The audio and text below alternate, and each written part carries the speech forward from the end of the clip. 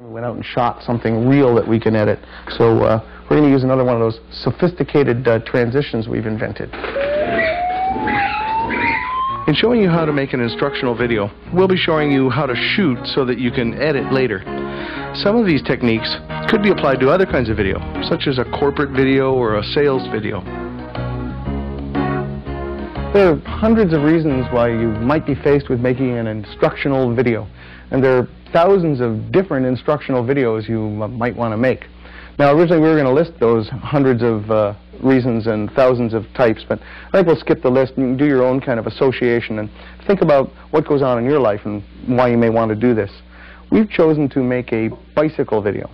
Now, the reason to make this might be to lend to a customer to take home if they're going to assemble their own bicycle, or more specifically in this case, we're going to try to use it to train new employees here at the shop.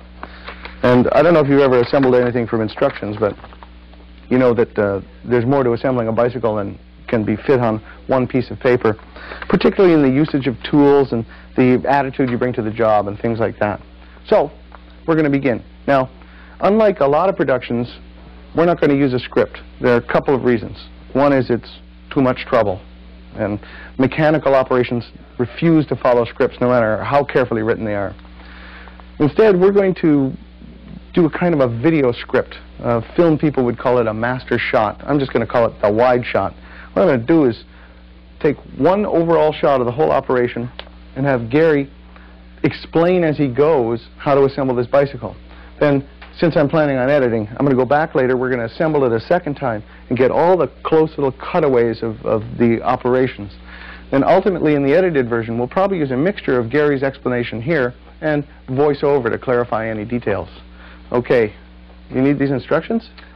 Not yet. Okay, well I'll hang on to them for you. I haven't even figured out how to read them.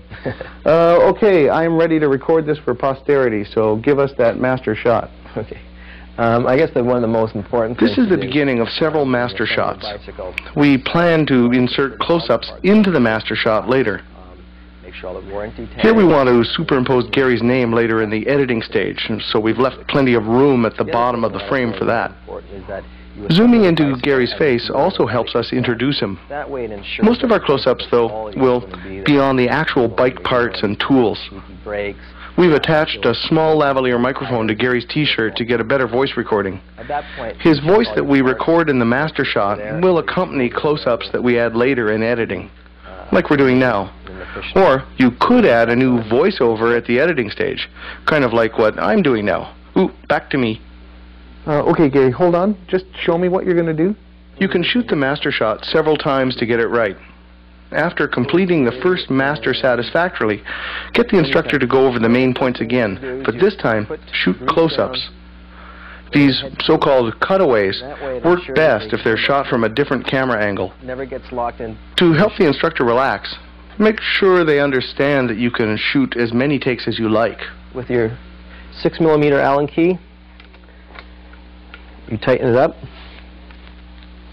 One rule of thumb to remember. Coming up is an example of a bad jump cut caused by cutting between two fairly similar shots.